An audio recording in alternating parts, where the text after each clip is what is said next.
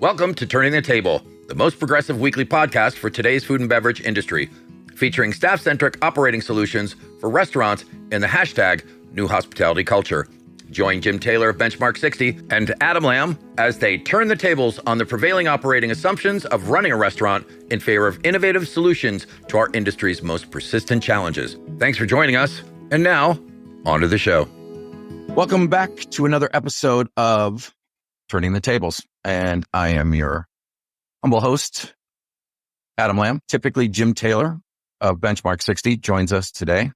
But I think right about this time, him and his wife must be welcoming their very first child. So that's really exciting. We do this hashtag Lunchbox live stream every week here on Thursday at noon. For some reason, I put in 12:05 start time, so I apologize for that. And I'm happy to announce that Turning the Table is now officially a podcast, and it's available on iTunes, Spotify, and everywhere that you get your podcasts.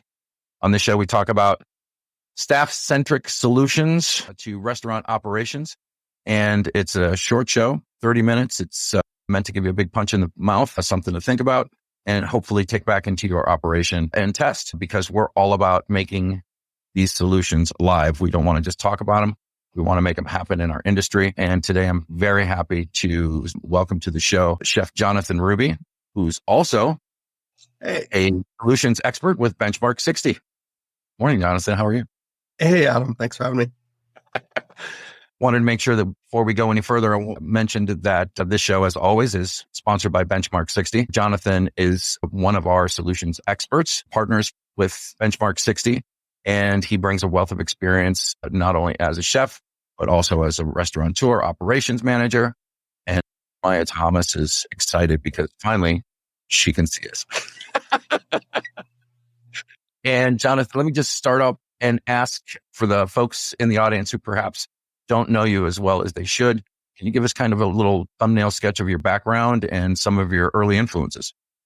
Yeah, sure. I'm fortunate. I grew up with restaurant business a little bit. My grandparents had a couple places when I was growing up. They had a pizza place. It was kind of like part pizza place, part convenience store. And then they also had a seafood restaurant, having been from Nova Scotia. So, as before I was even probably legally allowed to work, when I was like 10 to 12, I was bussing tables and washing dishes and helping them with prep. So I kind of began my admiration for the restaurant business, having gotten to see the culture, especially the culture in the kitchen. And they're all, a little bit like pirates back there. And it really did kind of solidify my passion for that. It just turned out I loved cooking. So at that point, I did work experience, got jobs in restaurants when I was in high school. And then at that point, I went on to Culinary Institute of Canada in Prince Edward Island here in Canada. And that was just that was a great experience. The first year was fantastic. I was really kind of ahead of the curve, having had that past restaurant experience. And so it really did it gave me a little bit of an edge. That's kind of what I teach a lot of the people. If that school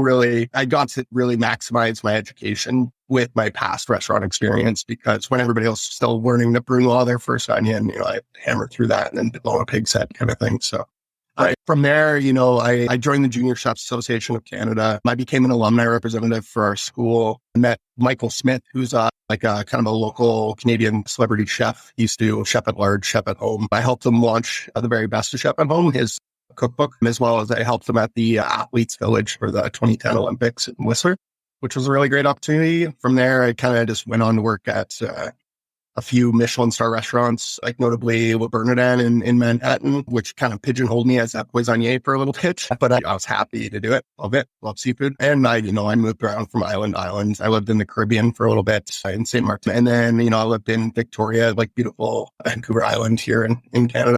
I'm working at some high-end resorts and stuff. And then also, I did some globe trotting, trying to, test the waters of different Michelin star restaurants, and really kind of my pursuit of that ingredient knowledge and technique. Hofgang Glied was one of those places that really it kind of transformed my idea, my approach to food, and my obsession with bread, with that amazing bread cart they have there. So yeah, just a little snapshot. And throughout my life, I ended up here in Edmonton, Alberta. I actually came here to get shoulder surgery. Next thing you know, I'm a restaurant consultant. So it's been great. I did transition my career at one point. I had a daughter, and I realized that spending time with her and spending time with family was it became just as equally as important as my career. And my career was kind of, at the forefront of everything at the beginning. So and at that point I had started meeting some corporate executives for different restaurant groups and got into food development and kind of big picture thinking when it comes to the restaurant business, which then obviously had me question a lot of the things that we were doing. And, and that's what segued me into the consulting business or working with Benchmark 60 was that the hope is to build a better restaurant world. Yeah. And congratulations on the birth of your daughter. How old is she now? She's 6. She's going in grade 2. She's turning 7 in October. But yeah, so it's been a little while. Isla, yeah. And previous to the show, we were talking a little bit and we thought we might discuss the demise of the toxic culinary culture, or as we're planning it in our crazy little ways. Do you remember in your career being kind of victimized by a toxic work culture? Or I know Canada is a much softer, sweeter place in a lot of ways. Yeah. I'm married to a Canadian, so it's constant conversation about, how different the cultures are between the United States and Canada. But I'm just curious if you could kind of reflect on culture within the back of the house environment that didn't necessarily seem so supportive. Yeah. Oh, I mean, the restaurant industry is not primarily dominated Canadians. So I think it's a pretty good mix of, different cultures and different backgrounds when it comes to how we approach culture in business. And so I've experienced it. It's that kind of that old adage where it's, back in my day or when I was coming up as a chef, they weren't that nice to us, which was true. Like I've seen a myriad of things. People were still throwing stuff around. This was kind of the heyday of Gordon Ramsay, really, where that was the culture. Like chefs they were hard ass and they had a hard line, and it was say yes, chef, and do it. And show up if you're not 15 minutes early or late. And some of it's not bad. Some of it's was character building. But I definitely experienced it. I didn't even know what the word meant. I was called Malacca for the first, as a teenager, and I didn't even know what it meant. That's what they called me in the kitchen, but it turned out they were calling me asshole the whole time. So it's unfortunate. It was just all that I ever knew at the time. But as I was coming up, it's definitely been a significant shift, right? Because the workforce is not willing to put up with that kind of stuff, and the way that we kind of suffered through it. Where do you think we draw the line between, say, character building and abuse? Well, there is no like line. It's just one or the other. It's not okay. I don't even really understand why it was okay or where that stemmed from. And likely it came from, just stress, whether it was like money or trying to boost cover count, or likely it was just a bunch of people who had their own, struggles or had gone through their own level of abuse. And it was just the way that, give on to others the same way that they had received it. So yeah, like it is a pretty, I think it's clearly defined line. It was abuse, and it is. And I think, for some reason it was just like kind of, I don't know, accepted as part of the industry, but I'm happy to say that it's not like that anymore. Right. And I know things have been changing for a while. And also there was, they say that changing culture within an organization takes about a minimum of 7 years. And the industry is a big old battleship, and nobody ever turns the battleship on a dime. Is there anything that you can point to in your career when you decided that you wanted to make the industry a better place? And if you can just help me define what better means to you. Yeah. Okay. So what I was just as equally as subject to that punitive sort of nature that I grew up in, right? Like that's what I was taught to do. Like you just say yes, chef, and do it. And it doesn't matter what my demeanor was, or it was all about, food focus. And I realized as well too, though, that I personally wasn't getting what I wanted out of the business. Like I wasn't, I didn't have the work-life balance. I was saying no to all the family events and the weddings and all that stuff. And I was working 80-hour work weeks, and I was tired and I was grumpy. I didn't like people that didn't do well at their jobs. Like it was just a punitive nature. And then all of a sudden I realized that all the things that were affecting me in my life and the things that I didn't necessarily like about our industry was something that I could change. Like I could offer that to the teams that work for me. And you likely heard it as well before. I didn't necessarily want my daughter to join the restaurant industry. Like I'd met other guys, like there was a guy I recently hired whose dad is a chef. He's a pretty notable chef here in this area. And I asked him, I'm like, hey, do you want to become a chef like your dad? He said, well, my dad has one rule. I can be whatever I want except for a chef. And it's one of those moments where I was just like, this isn't right. Something that I'm so passionate about, so fiercely in love with. I didn't want that for my daughter, which I was a bit of a disconnect for me. And I said, why does it have to be this way? And that was really that pivotal moment for me. Is I wanted the world for her, and why can't this be one of them? Right. It's almost limiting, really. Yeah. And to get back to trying to create a better industry, like in real terms, what does that mean? Well, I think even just looking statistically at for Canada, the job vacancy in our industry is about 14%. But if you also look wages are up, but they're up about 12%, which for all of us restaurant operators, that's a significant increase. But if you look at the stats overall as a business, we're the lowest paying industry, one of the lowest paying industries out there. Like it's just not attractive anymore. And that's where I wanted to try to see if we can, not everybody's getting the same level of education.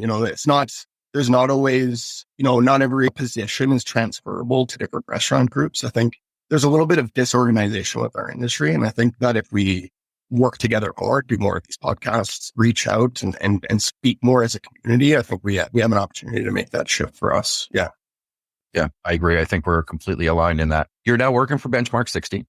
And I just jump off, Jemiah Thomas just put in a thing that said, we make up most of the economy. I think the restaurant industry still is the number one employer in the world. So it's kind of weird that the largest single employer or industry in the world does such a poor job at equity, whether that's equity in pay, equity in position. I often remind folks that my very first executive chef was a woman. My very first sous chef was a woman. So I've had a great deal of appreciation for what women have had to deal with in the industry. People of color, for those of you who don't know, I'm of mixed race. My mother's Cuban and my dad's was American born, although I don't necessarily look like it. So I can pass on the privilege of my color, but it's still, one of these things where I've, been the butt of many jokes all the way back to, elementary school and back into the profession. But I would often hear, really shitty comments by other people, as they're confiding in me, not necessarily them realizing that, I have this respect for the women in the industry as well as people of color. And for a long time, I would just kind of sit there and go, yeah, okay, cool. And not really stand up. And it took me taking a job as an executive sous chef at working under a very good friend of mine who needed some help in this particular organization. I hadn't been a sous chef for, 20 years, but not to have that mantle of responsibility as being the executive chef freed me up to do stuff like run around and have 1,000 conversations a day with people. So very often the chef would come in and he'd lay down the law, and then I would, walk back to these departments and kind of smooth everything over. And that's when I realized that communication is job one of our particular positions. And it becomes difficult when you're trying to communicate the same thing to maybe people of, certainly 2 different sexes, or now 3 or 4 different sexual orientation, all with their own history, all with their own family, because it used to be that all we did was hire a pair of hands, or a position on the schedule. Okay, I need a grill cook for Saturday. Who am I going to put in there? And I think now it's turning towards, no, we hire full functional human beings, and we have to deal with them at that particular way, because to not be aware of what's going on in their personal lives sets us up to be kind of deaf or tone deaf to same thing that affects us, So it being part of Benchmark 60, and I guess I just wanted to say that out loud, but being part of Benchmark 60, we're bringing a particular different type of changing the perspective of a lot of operators, chefs, managers, DMs, so that they start looking at their staff as assets rather than as debits to the bottom line. And as someone who's working with this productivity metrics, what have you seen insofar as the way that starts to shape an operator's viewpoint and how he or she starts treating their staff differently? Well, I mean, I know that's a big loaded question, dude. yeah. Where do I begin? The labor model hasn't really changed much. Like it really hasn't. It's been decades of the same 100 years, the same restaurant really model. And, it started with the brigade system, but like, where is the innovation been? And, like we our forefathers were in the culinary world, like Escoffier, creating our brigade system. And there was a reason that they did that. And it was to try to create a better restaurant environment that everybody knew who was doing what by when, right? It was the first action plan. And I think we're overdue. We're well overdue to create a new action plan, a new who does what by when in the restaurant business. And I think the holistic approach at looking at the people, the number one commodity in your business, focusing on them and their happiness is just going to attract a better restaurant world. Like even selfishly, like let's create a better restaurant world so we have better restaurants to go to. Since post-pandemic, it's the kind of running joke, like everything's just gotten a little bit worse, and it's because everybody is a little bit short-staffed, everybody's a little tired, everybody's stressed out, everybody's worried about money, inflation, all these things. And so the key is really just like remembering that it's not a grill cook, it's a person, it's the people that you work with, and you ask them what they want and find out how to get it, and just make a better space, better environment, somewhere that's attractive to work. And I think it's less of like, we're not doing them a favor by getting them to come work for us. It's the other way around, right? And we need them, or else we don't make profit. We don't have the business. And so with Benchmark 60, taking a holistic approach by looking at it a little bit differently, looking at like focusing on workload and really focusing on the people, also not only make us as profitable as we always have been, but create a better work environment. And then, with everybody crying labor shortage, you don't have to cry labor shortage. You get to keep the people that you have. And then they're out there telling everybody how great of a workspace they've got. And then that'll just attract more talent. And then everybody wins. Yep. I know Benchmark 60's famous tagline is retention is the new cool. And for those who are maybe not necessarily familiar with what that actually means, is that retention is actually focusing on retention is step one in creating a great workplace culture and community, but it also becomes a point of attraction for those out on the street that are actually looking for a place to be treated well.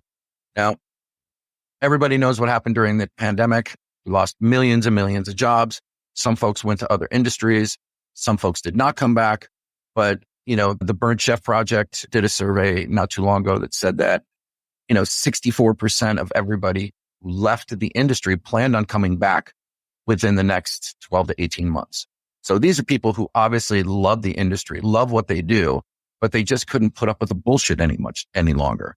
So first off, I think we got to say a big shout out, thank you to them, and for standing for what they believed in, because that has woken up a whole lot of people who perhaps were, again, kind of tone deaf to the cries or the demands of the associates when they were like, things have to get better. Well, that's why I love calling, COVID the Great Reset. It wasn't the Great Resignation. It's the Great Reset. And it's our responsibility, if we're wary enough, to actually do something about it. That's what so charged me up about my first conversations with Jim and this productivity metrics, because I realized that this was kind of the back door to showing operators, number one, that you don't have to give up profit. You don't have to give up margins. That actually this is an opportunity for you to realize money that's just being left on the table, right? That you can capture and then reinvest in your people. So I think that that's probably one of the most revolutionary things that I'd heard in a long time, and realized that a lot of the conversation around community culture and all that kind of stuff actually begins with management who are invested in really looking at their staff, managing their workload better, and then communicating that to the staff in such a way that they get it. Holy crap, man, this company really cares, because there are very few metrics for like, oh yeah, we really care about you. Oh yeah, sure. And now I'm just going to have to put my head down and just keep crunching again. So, because that's the only way to get through it. And I know that there are some folks out there in the industry who are going to listen to this and think it's all pie in the sky, right? Oh, really? You're going to give servers benefits, shit like this? Yes, you can.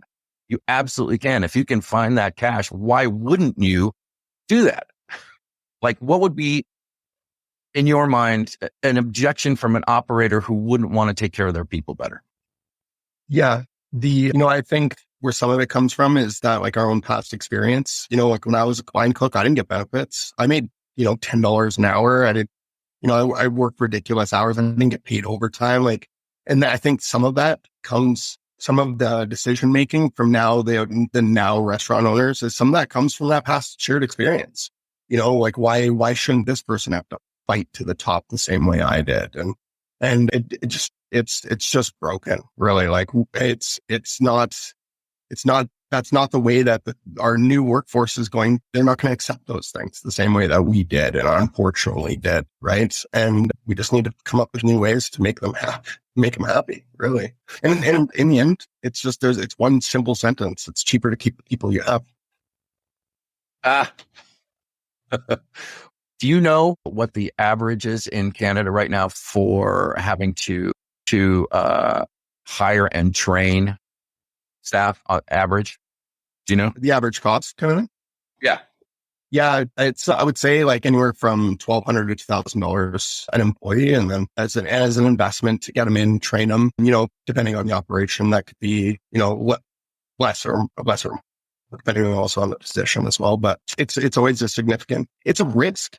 Like you're now all of a sudden hiring somebody you don't know, and you have to try to suss them out and figure them out and find out what makes them tick. And, although like there's some easier ways to do that now just by simply asking them what they want. But it's an investment to hire and train more people. And then that revolving door, you're just, it's exponential at that point. So it's always the most successful restaurant groups that I've ever with, or, I've had the pleasure of like chatting with, is that their pockets are deep with people. I've met vice presidents that started as dishwashers, and those are the companies that typically are the most successful, at least in my experience. They're the ones that are constantly have a rotating door are the ones that are struggling. And they're the ones typically that have the questions as how do we keep our people, or how do we find good people? And often the answer is you already have them. You just need to invest in them.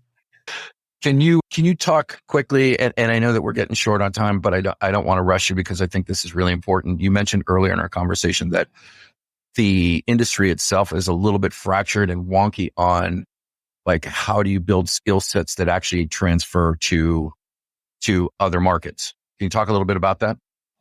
Yeah. Well, I mean, our industry, you can have a director of operations, for us, a small 2-unit business. And then you can have director of operations for a 30-unit business, or director of operations for a hotel. Although they all fall within the hospitality industry, that's kind of what I was alluding to, is that their skill sets, their education, their background, their ability to transfer those skills to another even hospitality group is, I think there's too much of a gap. It's not enough of a standard. There's, one operating system they become an expert on. So they're good at reading the data and understanding it and being able to communicate that with their teams. Once you transfer that, and, I went through a little bit of this myself, even, is that, once you move into a new group, a new culture, a new mission statement, and a new operating systems, and new PO or SOPs and all that, there's a learning curve that's steep, like extremely steep. And I think we should be focusing more on the education of those entry level partners, that we bring into our business, and spend the same level of investment. They're also a higher level of pay. They're expecting benefits. They're expecting what all the other industries are. And, if you look at other, careers that you can take, you have to spend 4 years in university to do it. And what I would think is that just there needs to be more education in our business. There needs to be more standardization across like what I've hired people who are general managers, chefs, and directors of operations, and they're not always the same. And which isn't a bad thing. And like new sets of eyes, new ideas is great, but it's like, will they be able to do the job? And that's the disconnect. And I think, the restaurant industry, to kind of comment on, transferable skills into maybe different businesses, I think And operators typically are probably some of the best operators in any business because we've been grown to be these jack of all trades. Like there's not a lot of office spaces where you got to come in and fix a dishwasher or fix the plumbing or put out a fire or deal with staff shortages. I think our abilities, our skill sets are so broad that it would be, I think if we continue to invest in education and standardization of our industry, then we will be able to open up more and more doors for everyone. And to you, so that education piece, are you also referring to training? Like there's one thing about education, outside of the industry or prior to coming in the industry, but are we doing enough, at the unit level to train the people that we have? I mean, you talked about this retention, taking care of your good people. At what point does training become It's the most imperative thing to do. Like we should be, often, as operators, we can't see the forest for the trees. We're in the thick of it. We're just always in the weeds, really. and you're always busy and you always got something better to do. And I think if we're not trying to train ourselves out of those things, then we're not going to grow our community. We're not going to grow our restaurant or our business. That's what I teach everyone is that don't do anything yourself that you can't teach and take every moment and every opportunity to teach it. Also, they want it. They want to learn. They want advancement. And so you're going to just kill two birds, one stone there. That's kind of going against the grain of the pride of somebody who's come up through the ranks, gotten their jacket with the embroidery on it. Now I'm the executive chef. Now I'm the apex predator in the fish tank. There are a lot of guys and gals out there that wouldn't necessarily train their people with all their special skills because they think it's job security. Fear, yeah. Which is a shame because I've always felt that my job as the executive chef was to train myself out of a job. Yes. Well, I mean, it's not too much job security, but how else are the people that I work with going to be able to have the skills to go on to become chefs in their own rights? Yeah. Well, I mean, unless you're happy just being having to do everything all the time, there's a part of it where I think for most leaders, there's a turning point in your career where you realize that you can't do it all. You can't do everything and you're eventually going to burn out. And you're also going to get more out of the people that work with you than you can undo yourself. And it's just not an option. They want to learn. And I encourage everybody to ask why. And you should be trying to work yourself out of a job. That's also the only way that you're going to get yourself ahead. You have an army of people all stepping the same direction as you, all believing the same mission statement, all fighting the same battle for you and with you. That's going to get you further ahead in your career than you will be by doing it yourself. So what I'm hearing you say is it doesn't necessarily always have to back or hip or knee surgery or the birth of a child for you to smarten up and realize that there are better things to do with your time than being, tied to the stove. 100%. Yeah. Jonathan, we have just a second left. And if you had just one little tip for our operators who are going to go back, into their restaurants or their kitchens, what's a little piece of wisdom that you can leave them with that maybe will cause them to change their perspective? I think one of our biggest obstacles in this business is we're afraid of what our team members are going to say. I think what I often coach operators is that just ask them what they want. It's simple. Just go to them, ask them what they're looking for. Ask them what they like about where they work and what it is that they want of where they work. I think we're typically just too afraid of what the answer is going to be and not knowing how to do that. And I think it's, the more we have these conversations and the more that we, spend our outreach and connect with more people, the better we are at answering those questions and the less fearful we have to be about asking them. I think that's an excellent place to stop. And if someone wants to learn more about you and connect with you, how do they do that, Jonathan? For sure. Yeah. So you can find me on LinkedIn. I'm also part of the Benchmark 60 group. So you can reach me at jonathan@benchmark60.com or Ruby in there. Love to connect. Sounds perfect, man. Jonathan, thanks so much for joining us on this episode of Turning the Table. And for those of you who are still with us, next week, we're going to have leadership development coach and mentor Allison Ann on as our guest. And I think Jim Taylor may or may not be back. I mean, if he's smart, he'll stay home because we at Benchmark 60, yes, We also recognize that the new dads get to have parental leave. We're on the cutting edge. Thanks very much, folks. We really appreciate you joining us. Please like, share, and comment, and we'll answer every single one. Thank you very much. Until next week. Thanks for joining us on this episode of Turning the Table with me, Adam Lamb, and Jim Taylor. This episode was sponsored by Benchmark 60. We're on a mission to change the food and beverage industry by focusing on staff mental health and well-being, by forecasting and actively managing workload productivity. Over 200 restaurants and food and beverage operations have discovered for themselves how to increase staff retention and become a preferred employer in their market by using our proprietary system.